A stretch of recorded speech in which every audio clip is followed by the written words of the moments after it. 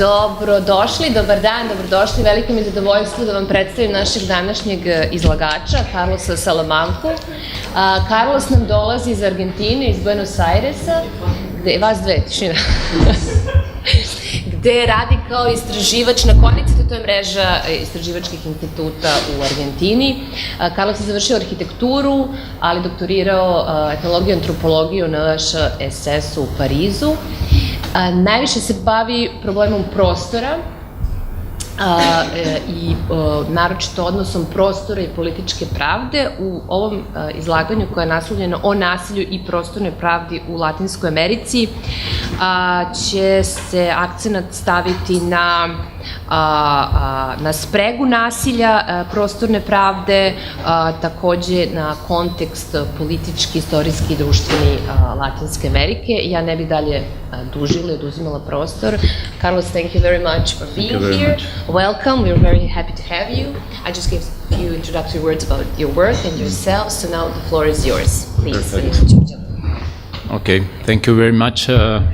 First, Jelena, for the invitation. I'm very glad to be here. It's okay with this? Okay. And thank you all for being here.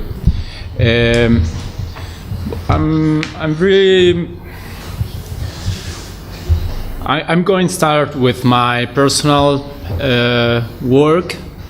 I have been working, I am an architect, then I made my anthropology PhD. And I mentioned that because my main object of work is space, and in a sense of political space and social space. And for the last 6 years, I have been working in a comparative research about violence, memory, and space among indigenous people from 3 countries in Latin America: Guatemala, Argentina, and Colombia.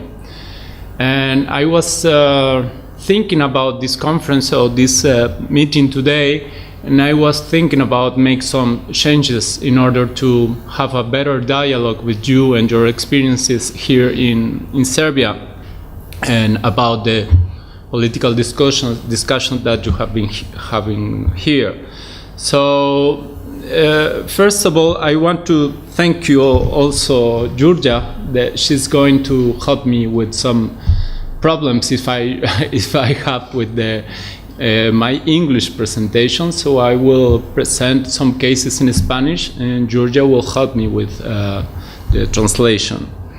The topic of this work is the relationship between violence and spatial justice.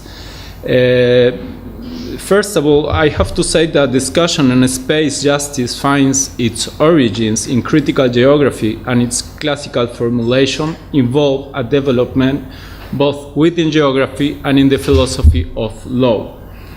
Recently emerging in Latin America, we have been working in this concept of spatial justice since 5 years ago. The concept has been promoted more as a cross-disciplinary and interdisciplinary field of discussion than under the canonical definition. Considering violence in relation to spatial justice implies placing practices of violence in the social and political context these are produced, and relating them to the ways social inequalities are created and reproduced by space and in space. We will do here a comprehensive review on the studies and researchers that have been explored this topic in Latin America. I'm going to give you some examples too about activism and political action about these topics. And I will do that through 3 aspects, 3 dimensions that are marked there: state, terrorism, and violence. Violence almost bad by state. Tensions derived from memory, truth, and justice vindication, a movement that has been growing and growing from Argentina, Chile, Peru, Colombia, and Guatemala, among other countries. And 3, practices of violence as a result from neoliberal policies of security. But not only, I will show others example. Instead, as you will see, instead of successive events, there are circumstances that related to the particular space and time they take place in. Therefore, while in some countries or regions these circumstances are a succession in time, in others these overlap or occur simultaneously. There you have a map with the localization of Guatemala in Central America, Colombia in the north of South America, and here Argentina. And I have been working with indigenous people population in the frontier areas of these three countries. Okay, so we're going to start with the state terrorism and violence. Which has been the role of the state terrorism and violence in shaping some social and spatial configuration that promote or limit spatial justice? Military governments in Latin America, as well as some democratic ones, have resorted to large-scale practices of violence in context of counter-insurgency fights and national security. This practice reshaped countryside and urban territories, leading to different situations of spatial justice. The important thing here is that words mainly has been working about violence against subjects and individual peoples. And now we are proposing with other colleagues to work about spatial, the relationship between violence and space and how societies has been transformed through the transformation of space. Several studies have analyzed the ways practice of violence had an impact on the most basic relation regarding nutrition, work on habitat as a consequence of policies. For example, violence zoning, stigmatization of some segments of population due to political, cultural, or religious reason, social cleansing devices, large-scale murder and disappearance, and destruction of native forest and farming in context of scorched earth policies. By arguing violence was legitimate and necessary, civil and military government deprived communities and individuals of their lands, their goods, and the means of social reproduction. The studies have been contributed to describe the nature of such violence, highlighted among others 4 elements. The first one, frequently, we're going to see this with the example of Guatemala. Military and/or civilians related to them were involved in cases when communities and individuals have been deprived of wealth and goods. Commonly, social and political orders promote but large-scale violence set the stage of a greater concentration of lands, goods, and health. Often, direct violence and other repressive practices were also employed to implement social logics in plantations, mills, and factories that violate workers' rights and benefit owners, shareholders, and administration. So I'm going to show you this example about Guatemala and all these cases and all these practices in order to show you how it works locally. Since I am an anthropologist, I have been working local context with people, with testimonies to know how this transformation, spatial transformation has been suffered or has been lived by this population. So I'm going to change, I'm sorry for that, for Spanish in order to explain better the case, and Georgia can help me maybe with the translation. Okay? Sure. Okay.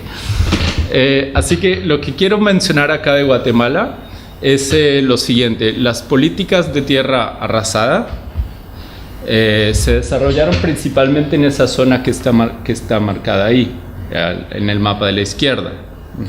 So what I would first like to talk about is the case of Guatemala and the ways in which the politics of appropriation of land has inflicted the space that is on the map. A esto me refería hace un momento cuando decía que había una construcción, una demonización de estas regiones como regiones salvajes y que era necesario civilizar. This is what I was talking about previously when I was referring to demonization of the land and the return of the civilization and barbarism dialectic. Okay. Entonces, lo que nuestro cambio de perspectiva tiene que ver con no mirar solamente la destrucción de los cuerpos o las muertes de las personas, que es obviamente un tema en el que hemos trabajado mucho. So we are trying to change perspective and not look at only at the destructions of peoples and bodies, but also at a different angle. Bien, entonces lo que tienen acá es una aldea modelo, es a model village, at right. So what we are trying to work out about is to show, right, start again, is to show how people has been moving there in order to, make a strategy of war during the conflict in Guatemala. But then after, what are the consequences of this moving of people about the rights and the economic situation and the access to health, education, etc. It's okay? Okay. Ahora quisiera, now I want to show you some examples from Argentina.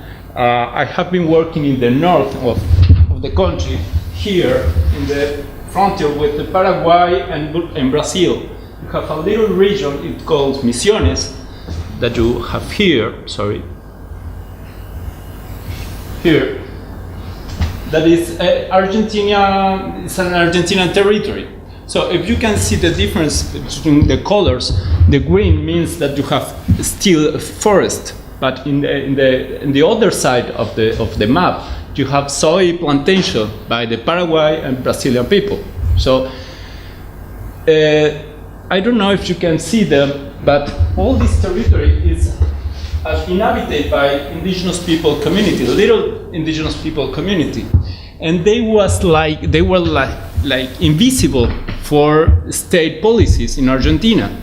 And the problem with that is that for Argentinian government, these indigenous people were from Paraguay. For Paraguay government, these indigenous people were from Argentina, and for Brazil it was the same case. So they were from nowhere, So it is clear. Please tell me if it's not, and we can make the translation.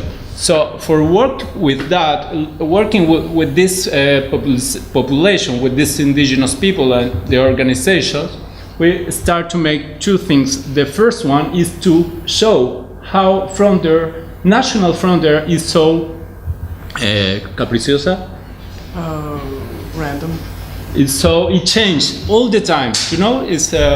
It changed all the time. So we have we made work on archives in order to show how the frontier are not sacred. So they change all the time.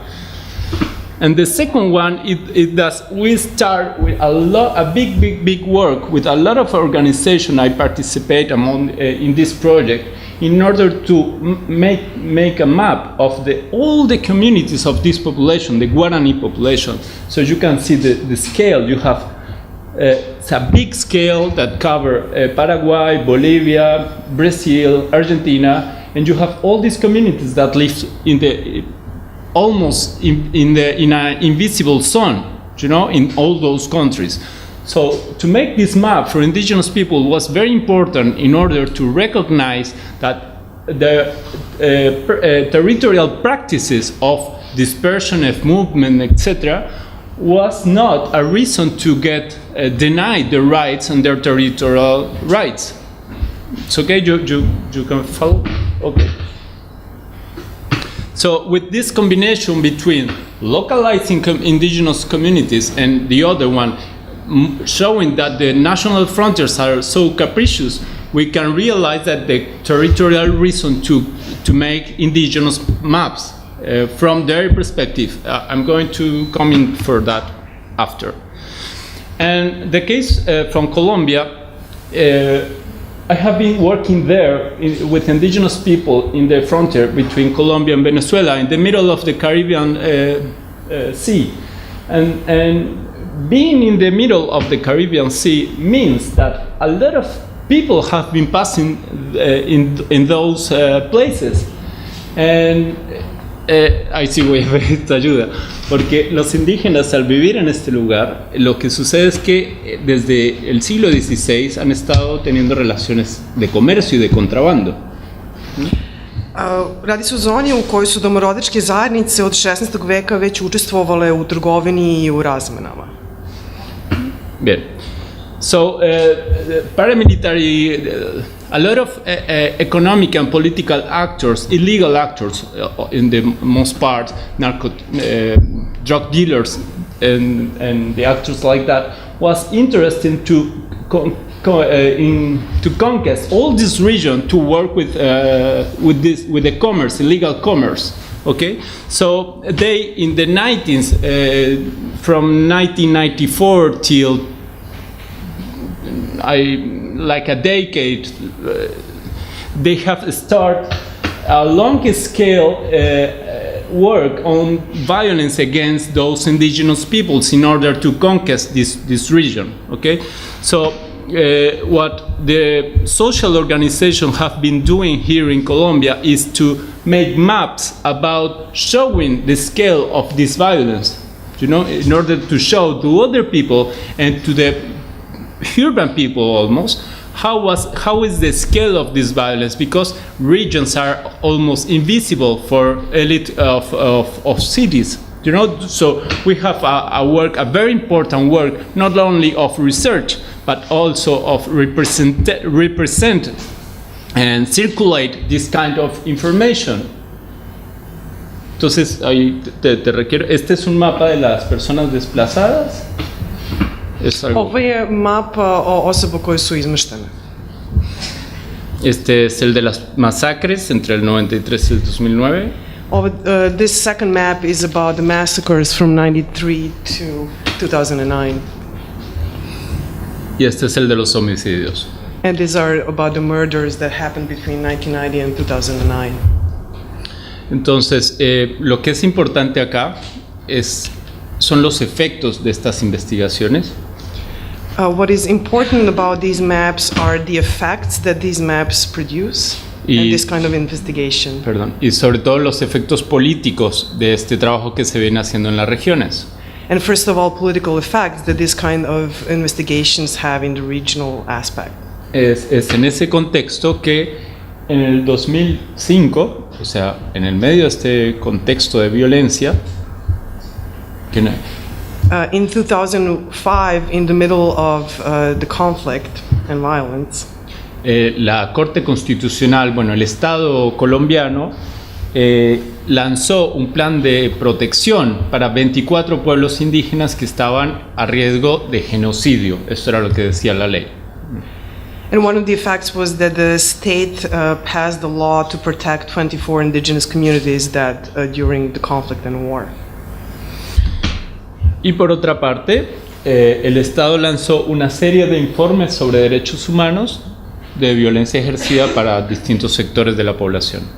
Another action was a review or the information that the Colombian state produced as a result of this investigation. Entonces, se trata de un trabajo que se hace en las pequeñas escalas, entrevistando personas acerca de las violencias, las masacres y las desapariciones, pero que tiene un impacto nacional. This work has a small scale effect that produces reports and maps and investigation, but it has a national effect. Okay, thank you.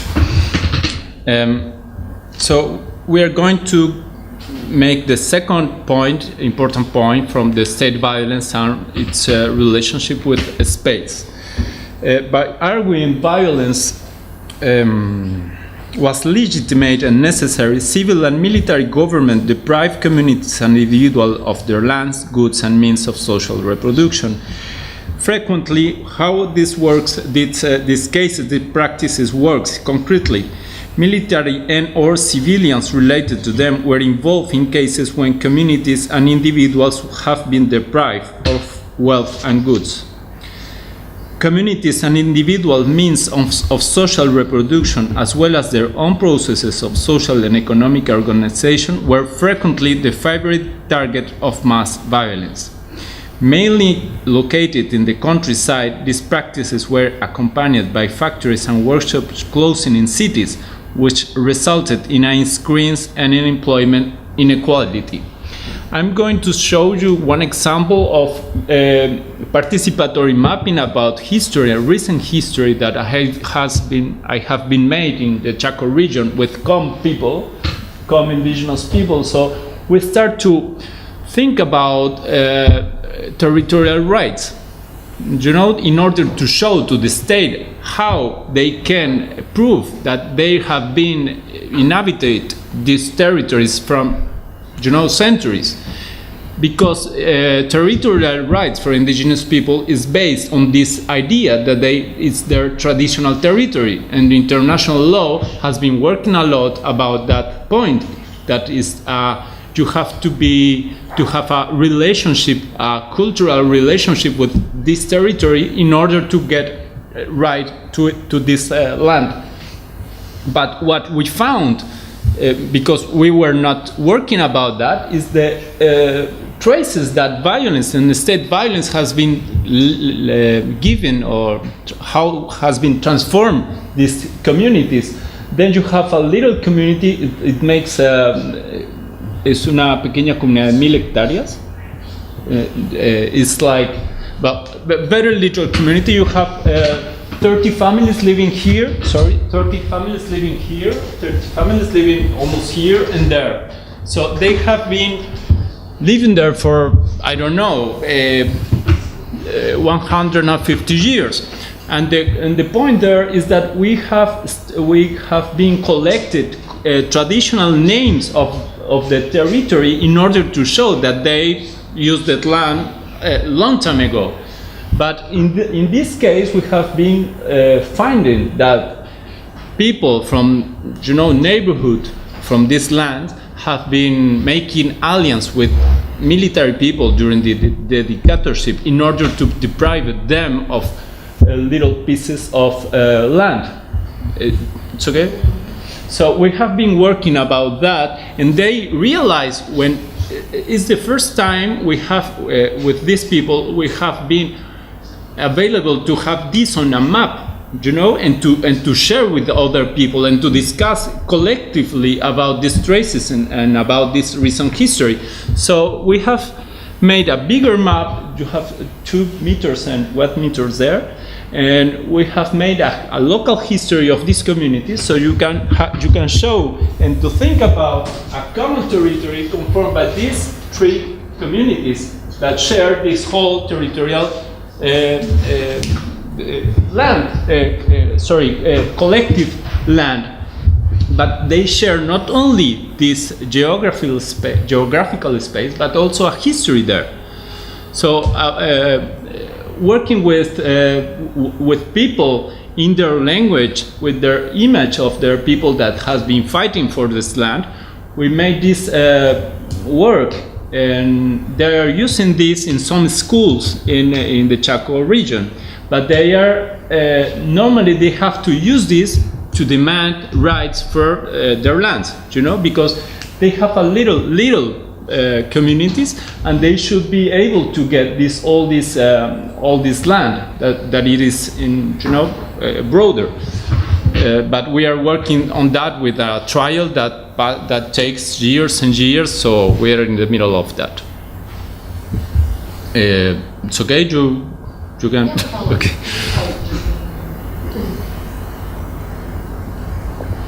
Sorry. So I was saying that at the same time during the dictatorship, people were facing this kind of problems that military or people that has links with the military in the cities. People arrive, have to go to the cities in neighborhoods, informal neighborhoods like slums neighborhoods. I don't know if I think you don't have slums here, is there? We are building. Oh yeah, you are building. It's okay, coming. It's coming. Yeah. I'm really sorry about that. It's fashionable these days. So what I want to show with these examples is that practices of violence in the countryside were accompanied by factories and workshop closes in the cities, as I said, which result in an increased unemployment and inequality. So there is a significant process of migratory process to the cities where new urban inhabitants have to build their houses on their own in informal and precarious conditions. So this is some slums in Rosario city. It's a city in the middle of the country, near to big river, the Paraná River. We are going to talk about that, this waterfront after.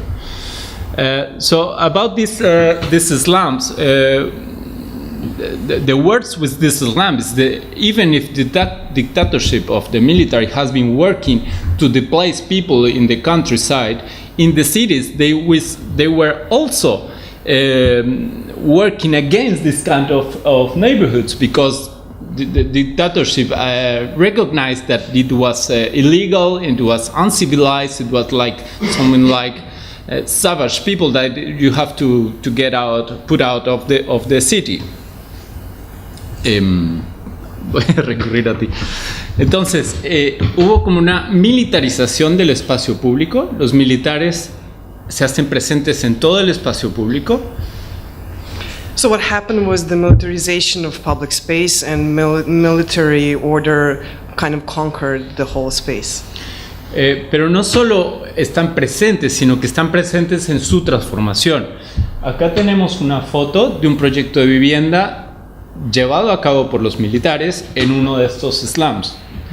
So it is not only about the military presence, it is also about the transformation that military imposes, and as you can see on this photo is that they are also taking participation in the transformation of the slums.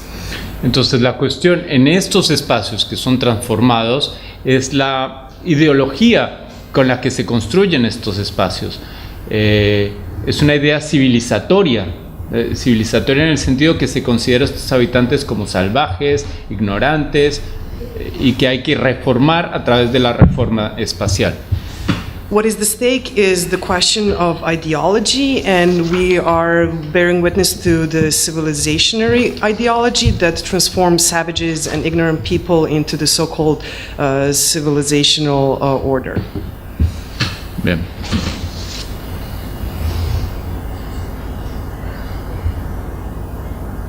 I'm going to go there. So transformation in border areas, as I showed you, were made accordingly to a series of aspects. We will only focus on three, namely some moral, political, and economic ideas considered as principles of national values that are assigned to population, promoting market capitalism at the expense of other forms of production and consumption, and encouraging individualism of some special configuration of residence and use of public space generated on the doctrine of national security.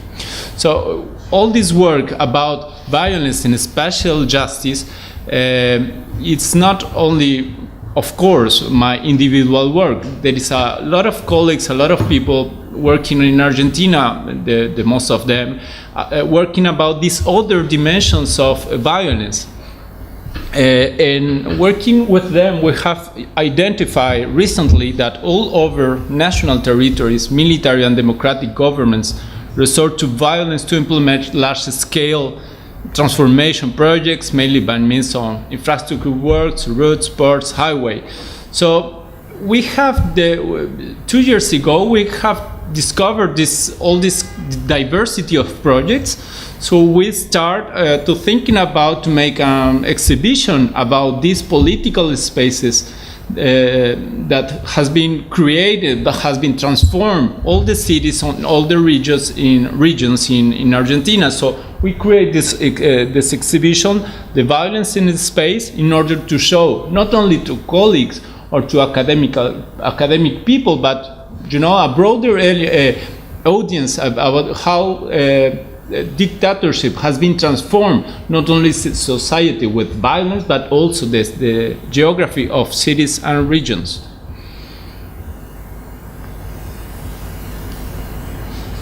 Entonces, ahí te voy a pedir un poco.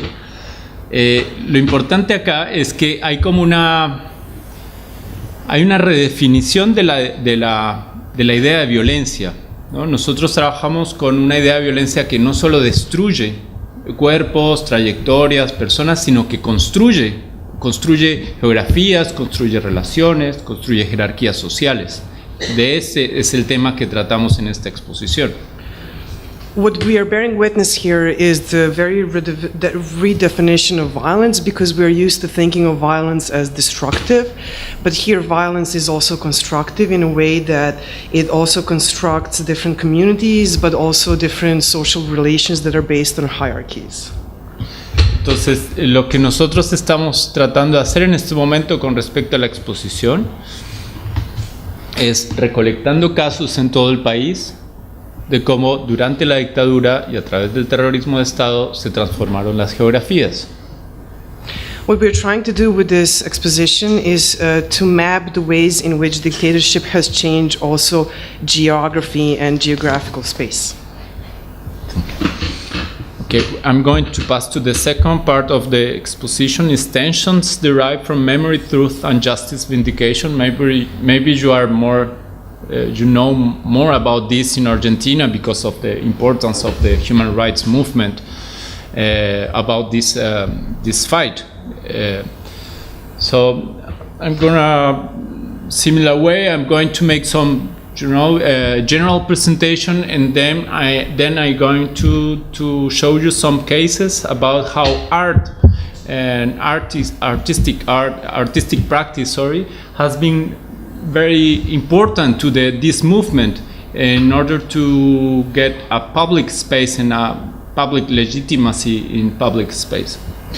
So, research on large-scale violence and its effect, attempt to register what occurred and how to disseminate it. That is very important because it's not only research, it's only how to show and how to tell people how things happen. It's about make it intelligible for broader population sectors. Among this research, we can mention the studies carried out by different public bodies in charge of investigating the truth of recent violence, as well as in producing reports, cartographies, and other documentation. Due to its scale and intensity of violence, at the beginning, the first topic of the research agenda were murders, tortures, massacres, disappearance, kidnapping, and other repressive practice. Research carried out on these experiences gained a wide social and political reaching, as they are closely related to demonstration, complaints, and pursuit of justice by the victims, their families, and social organizations. In general, research on these topics had an important objective, no repetition, and also had a great impact in the academic, political, and legal fields. Academy found new fields of work like the Argentinian team of forensic anthropology, maybe you have heard about. States acknowledged their responsibilities for the occurred, and aggressors, not all of them, but mostly of them, were judged and punished, and diverse types of reparation policies were implemented. So I have some examples here. This is a map made by a coalition called Memoria Abierta, Open Memory. And this map is very useful to show how the clandestine detention center has been everywhere, in all the cities of the country, in the regions, in the different regions, in espacios cotidianos, how you say that? Everyday spaces. Everyday spaces. So in the schools and police locals, it was everyday spaces. So, perdón, me cambié el español. Lo importante acá es que se establece una relación entre lo clandestino y lo cotidiano. The important thing is that there is a relation that is being established here between the clandestine and the everyday. Entonces, acá tenemos un juego de escalas que es muy interesante, porque por una parte tenemos esta escala de las ciudades, que permite ver la relación, por ejemplo, con las áreas principales de la ciudad y las áreas periféricas de la ciudad. Eso es una escala. What is important here is to notice the game of scaling that is being introduced. So you have first the periphery and the center and the scale that is being constructed there. Hay otra escala, de la cual no traje la imagen, pero hay otra escala construida a partir de los testimonios de las personas que pasaron por acá, que pueden describir internamente el centro clandestino. And the other scale, for which I do not have a photo, is based on the testimonies that the prisoners gave, and it is a mental mapping of the clandestine centers in the city. Y la tercera escala que podemos mencionar es una escala regional, en donde podemos ver los circuitos represivos que tuvo la dictadura durante sus 7 años que estuvo en el poder. And the third scale is regional, where you can see the repressive circles and spaces where there was a military dictatorship and torture. Entonces, lo que podemos ver acá es una comprensión del dispositivo represivo a una escala nacional. So what we can map here and see is the comprehension of the repressive dispositif that is on the national scale. Okay. Okay.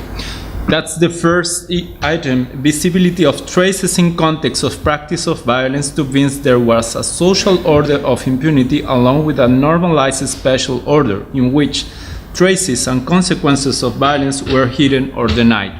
The second one,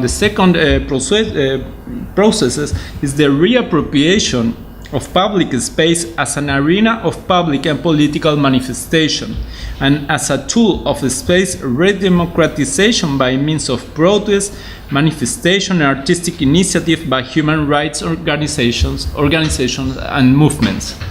So this project is Tiles for Memory. These tiles are made collectively and located collectively in the places of people has been detained and they have been disappeared. Lo que es importante de este proyecto es que placas de este tipo artesanales están ubicados en muchas partes de la ciudad y son hechas por iniciativa social, no del Estado. What is important to notice here is that these kinds of tiles are made through the whole city, and they're made by social interventions and initiatives and not by the state. Sorry to interrupt. I don't know if everyone in the audience know about disappearance. That was like the main tool of Repression. Yeah. So maybe just explain the word, because what is the disappearance of people? Sí. Bueno, la práctica de desaparición fue una práctica recurrente de parte de la dictadura argentina. Los organismos de derechos humanos hablan de 30.000 desaparecidos. The practice of disappearance has been a mark of Argentine dictatorship, and human rights organizations are talking about 30,000 disappeared persons during the dictatorship. Y bueno, los desaparecidos, concretamente hablando, es que tomaba la policía o los escuadrones de seguridad tomaban a alguien de la calle, de su escuela, de su trabajo y simplemente desaparecía. No se sabía más de él. The way that it works is that police or military government would simply take people from the streets, and then it would disappear them, so the bodies would never be found. Thank you very much. Okay. The research and activism carried out but being related to debates about the spatial justice according to 3 aspects. I'm going to go to this new project. First is I already talked about the first and the second one, and the creation is the third one is the creation of commemorative places that make the paradigm memory, truth, and justice tangible into different devices: graffiti, murals, and commemorative plaques, sculptures, memorials, etc. that I has been showing you. We have here. Sorry.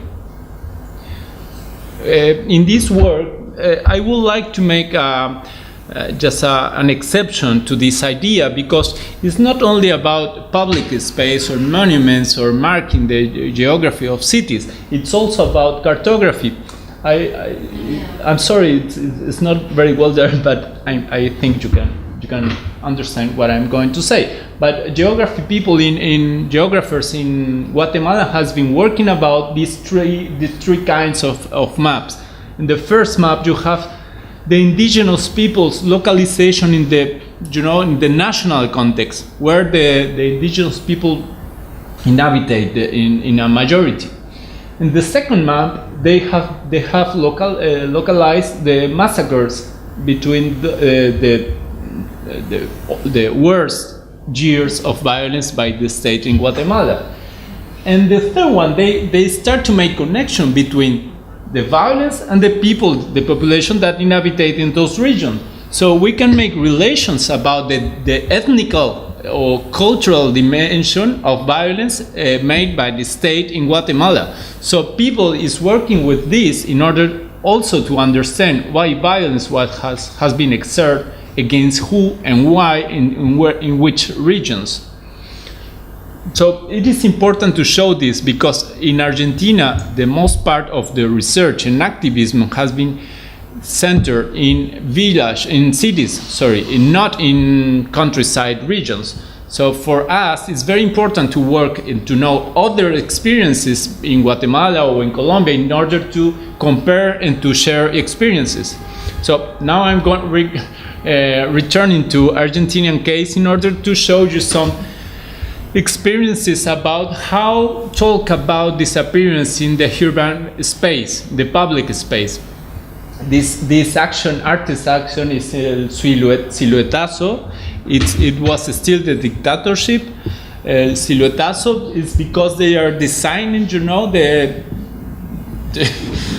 bodies, and they are placing that in all the city, in the places, in the streets, and state, even the military state has not possibilities to stop that because it was a huge participation of normal people that was doing a very simple action, a very clear action about the presence of the people that are not present anymore because of this dispositive or disappearance.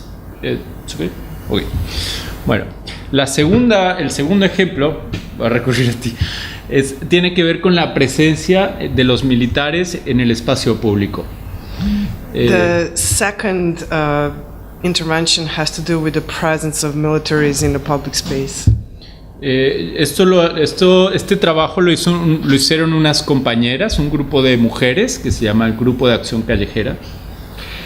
This work has been done by a group of women that it's called Compañeras de la Calle Callejera. Mm-hmm. It's street cultural action. Street culture. So, lo que hicieron en este caso fue utilizar miles de pequeños soldados de plástico y lanzarlos en el medio de una manifestación, como si cayeran en paracaídas. So the way that the performance went is that they used thousands of small soldiers, figures made of plastic, and then they would throw them during the manifestations. Entonces, bueno, después tenemos en un segundo caso, I'm going to try to continue in English, a second case of this public appropriation of streets. It has been made by this same group, GAC, a group of several women, very young women, working about how to communicate this struggle to the rest of the society.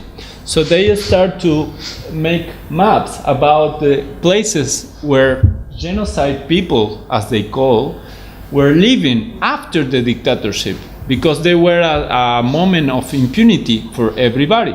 So they were researching the places where they live, and then they start to make this kind of maps linked to these kinds of action in the streets, in the public space, in order to make a denunciation of this impunity that is still in the urban space. So this was, they have produced a lot of materials in order to give people the idea that they are cohabitating with this person that has been ruled the dictatorship against all this, it was against all the society. So it was not possible to share the restaurants and the streets and the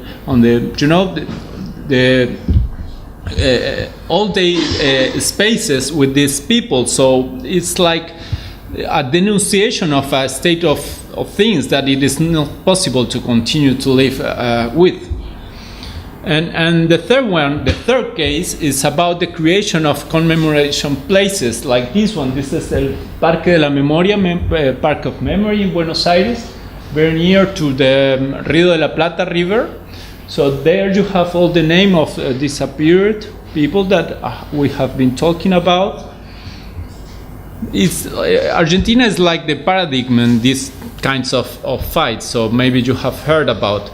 These cases that I'm going to show you are less known. This is the Guatemala case. In Guatemala, people that was in the government during those years of very violent state, those years of state violence, was still in government. Some of them have a greater influence in the government, so it was very difficult to people, to communities, indigenous people's community, to build monuments or signs of traces of the violence they have been suffered.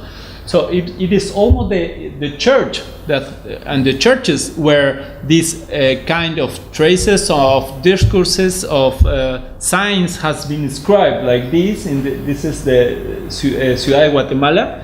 In the main church of the city, you have all the names of, a lot of names of disappeared people, of people that have been killed. But this participation of this important role of the church in these discourses about memory had some consequence, and the consequence are that they start to make links between their recent violence and the violence made by state and the most ancient violence made by the Spanish people during the conquest. So this kind of links is made because there is a place to think about these experiences that is mainly the church, the Catholic Church. Este tercer caso es en Colombia, en donde no tenemos aún lugares de memoria, digamos, creados por el gobierno nacional. The third case is the case of Colombia, where we still do not have places of memory created by the government. De todas formas, es algo que se está creando en este momento. However, it is something that is being created in this moment. Y lo que quiero mostrarles acá son fotografías de reporteros gráficos, de fotoperiodistas. So what I want to show you here are the photos made by photojournalists. Y lo interesante de estas fotos, para volver a nuestra perspectiva espacial del comienzo, es que muestran transformaciones espaciales. What is interesting about these photos, to come back to our spatial perspective that we were talking before, is that they are showing the transformation of space. Y que la muestran en las regiones, que como les decía, permanece invisible para gran parte de la opinión pública, digamos, de las ciudades más importantes. And it shows it regionally that remains invisible for the public and in the public space as well. How much time do we? Okay, perfect. Entonces voy a abusar de Bueno, voy a pasar a una tercera cuestión que entiendo que es interesante por lo que he escuchado acá sobre el caso en Belgrado. Rosario in Argentina, yes. So what I want to talk about now is something that I've been told you are also having troubles with, and this is the question of the water space in Rosario, Argentina. So Rosario, this is the city of Rosario in Argentina. There is a very, very, very long waterfront within the Rio Paraná. And Rosario is in the middle of a region of soy production, agricultural production of soy, very, very big. So there is a lot of money coming from this city, and this city has been transformed by this money that it is invested in, in building. Sorry? Yes, that's it. Okay, so we have a very important transformation of space, of not of public space, but private space in the waterfront of the city. You know, you have projects like this one that are evicting people in the waterfront. Pero ahí me voy a pasar. Pero lo que es importante en esto es pensarlo en términos históricos. What is important about the situation is to think it through historically. Durante la dictadura, el gobierno militar le cedió el uso de 2 lugares acá, en la costa, sobre la costa del río, a empresarios privados para que lo convirtieran en puertos. What is important historically is that the dictatorship, or during the dictatorship, the government gave 2 places at the waterfront to private companies. Estas compañías privadas, con el retorno de la democracia, se tuvieron que deshacer de estas propiedades que habían sido adquiridas de manera ilegítima. So with the return or with the coming of democracy, these companies had to renounce their property because they have been illegally assimilated or obtained. Pero en un contexto de acumulación de influencias políticas mezcladas con influencias económicas, but in a situation where there is an accumulation of political and economic interests, ellos lo que lograron fue vender sus propiedades a especuladores inmobiliarios justo al frente del río. So what happened is that these private companies sold these places to the real estate agents that were working in this area. Entonces, el gobierno de la ciudad de Rosario y la sociedad de esta ciudad ¿sigo? Está muy orgullosa porque tienen un espacio público considerable acá de unos 800 metros, que es, digamos, de acceso público y gratuito. So the government and society of Rosario is today very proud because they have a public space of about 800 square meters. Pero lo que nosotros hemos hecho con un grupo de colegas en Rosario es hacer un mapa para mostrar quiénes son los propietarios de todo lo largo de la costa y cuáles son los usos públicos que se permiten allí. So what our team has done is to make a map so to know who are the owners of those spaces at the waterfront so that everybody can know who owns these public spaces and how can they be used. Entonces lo que nosotros hemos visto es que hay una posición, digamos, con respecto a la ciudad, de convertirla en una ciudad en donde puedan llegar las inversiones, que eso es algo que entiendo que con lo que están familiarizados en ver acá. So the transformation that happened is that it has been turned into a city where there can be a city of investments so the money can come into the city. Entonces los proyectos para la transformación de la ciudad, del waterfront de la ciudad, son proyectos de este tipo, en donde no hay lugar para las clases populares.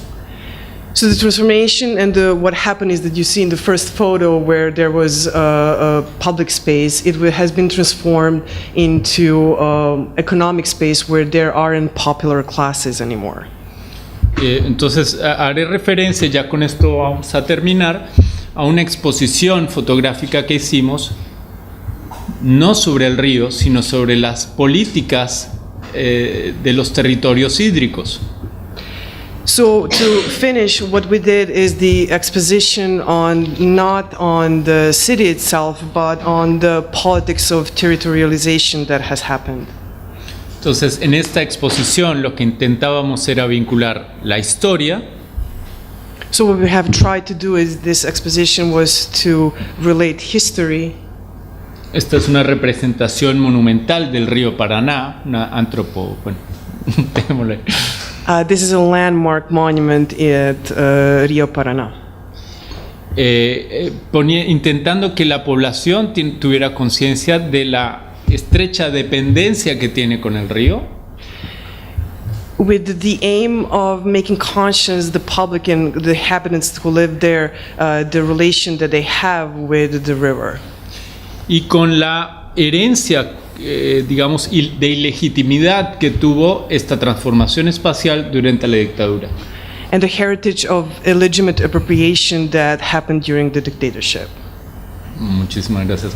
Bueno, Thank you very much. Vamos a dejar ahí.